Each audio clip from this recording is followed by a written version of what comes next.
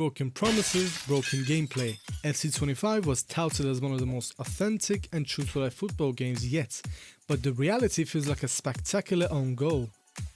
Marketed as a groundbreaking continuation of EA's legacy, it boasted flashy features like hypermotion technology and expanded leagues. Yet the reality is a laggy, bug-ridden mess. From game-breaking bugs to menu delays that belong in a bygone era, EA's second outing without the FIFA badge feels less like a leap forward and more like a textbook own goal. And don't even get me started on the new Rush mode, a 5-a-side minigame that tries to mix Walter's vibe with Ultimate Team's cash grab energy, but ends up being a little more than a fleeting distraction. Meanwhile, core mods like Career Mode and Pro Clubs got just enough updates to feel like EA is throwing us scraps while the microtransaction machine hums along in the background. So, is FC25 worth the hype, or is it just another overpriced patch with a new name? Let's dive into why this might just be EA's biggest misstep yet. Rush Mode. So, EA thought they'd revolutionize the game by introducing Rush, a Nike-branded 5v5 mode designed to channel Volta street football vibes while slipping in Ultimate Team mechanics. On paper, it's a bold, flashy mode meant to bridge casual pickup games and the intensity of FIFA Street nostalgia. But in practice, it's like they took two ideas, put them in a blender, and served the result half-baked. The pacing feels fast, sure, but not in a fun way. It's more like trying to play football in a crowded subway station during rush hour. Without any real objectives beyond basic card progression, Rush quickly loses its appeal. Plus, the Nike sponsorship plastered all over it makes it feel less like a love letter to street football and more like a 2-minute ad reel that you paid to watch. Players are calling it a gimmick with no legs. And honestly, they're not wrong. The Rush mode in FC25 may seem fun at first, but that initial excitement fades quickly as you realize just how shallow it is. What starts as a quick action-packed diversion soon turns into a dull grind, offering little in terms of depth or long-term engagement. The novelty wears off fast, and players are left wondering if the mod was ever designed to be more than a short-lived distraction. Career Mode.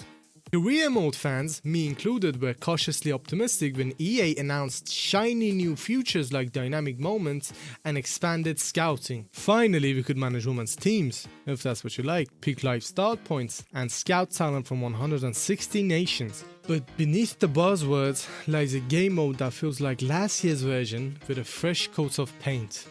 Take dynamic moments for instance. It adds a little cinematic depth for trophy wins and major signings. It's neat the first few times, but after that, skippable filler. The expanded scouting sounds groundbreaking, but the actual process hasn't evolved much beyond send scout, wait, repeat. Long-time issues like rigged press conferences and dumb linear player development are still here, alive and well. For all EA's talk about realism and immersion, Career Mode seems stuck in second gear. It's just enough to make you think they tried, but not enough to feel truly satisfying. It's like adding perfume to a hot steaming pile of shit to make it smell better. Ultimate Team. Ultimate Team. The cash cow that keeps on mooing. EA promised quality of life updates like card design customization and a duplicates folder for squad building challenges, or SBCs for short. And sure, these tweaks are nice for convenience, but they're as impactful as rearranging the furniture in a burning house. At its core, Ultimate Team still revolves around microtransactions. You want the best players, better open up your wallet. Even with the supposed better pack odds, it's less about skill and more about how much you're willing to spend. While casual players can grind for coins, the system is heavily skewed towards pay-to-win mechanics. Meanwhile, the addition of female footballers to the Ultimate Team, while a welcoming step towards inclusivity, has sparked debates about balancing and realism. For many, it feels like another checkbox ticked rather than a meaningful overhaul. At the end of the day, Ultimate Team remains the same beast, wildly profitable for EA and endlessly frustrating for everyone else. Alright, it's been a few days since I last worked on this project, and as you can probably tell, I've fallen sick, so apologies for the voice. Let's talk about performance, or rather, the complete lack of it. FC25 somehow manages to run worse on consoles than a PS4 trying to run Cyberpunk 2077.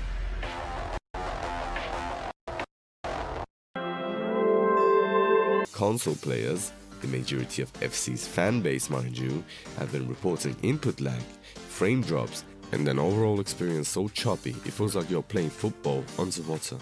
And what's the reason for this? Well, it's hard to say 100% what, without extensive research, but it's probably FC25's shiny new AI. And yes, the same AI they hyped up as a revolutionary leap forward seems to be eating up processing power like it's an all-you-can-eat buffet. As a result, your PS5 or Xbox is struggling harder than a budget laptop trying to run Alan Wake 2. Here's the thing, the main FIFA/FC player base is on consoles, not PCs. Most players don't have the cash lying around to drop on a high-end gaming rig just to play virtual football. For console gamers, this should be a plug-and-play experience, not a PowerPoint presentation. And I have to mention that a lot of casual players might not even notice these issues, but the performance issue claims are mostly coming from people trying to play weekly. It's baffling. How does a franchise worth billions release a high-demand game that can't handle the hardware it's meant for? Oh wait, I know, it's EA, and only EA can do that. Okay, just kidding. Unbaked and cash grab games have unfortunately been a famous trend in the gaming industry as of late. Anyhow, for console players stuck in this lag-ridden nightmare, I believe EA's lack of optimization is a $70 slap in the face.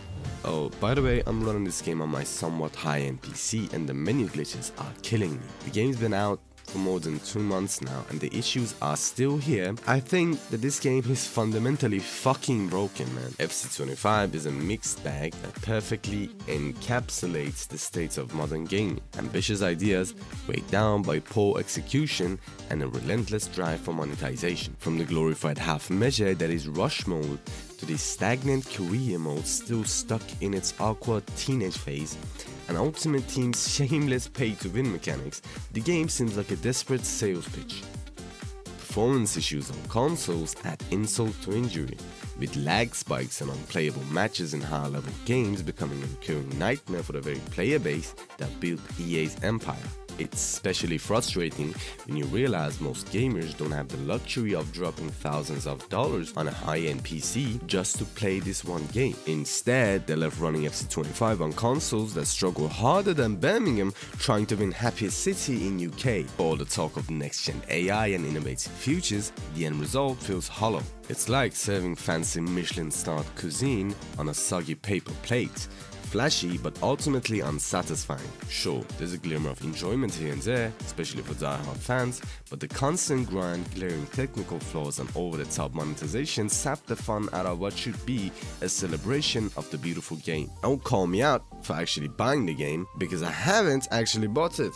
I got the game as a gift from a good friend. Oh, by the way, EA, will you fucking unlock my transfer market? Thank you. So, is EA Sports FC25 worth your time? If you're into rage-inducing lag, shallow gameplay, and spending your paycheck on virtual players, sure. Otherwise, maybe stick to real football. Or better yet, you'll play FIFA 13. At least there, the only thing lagging is nostalgia.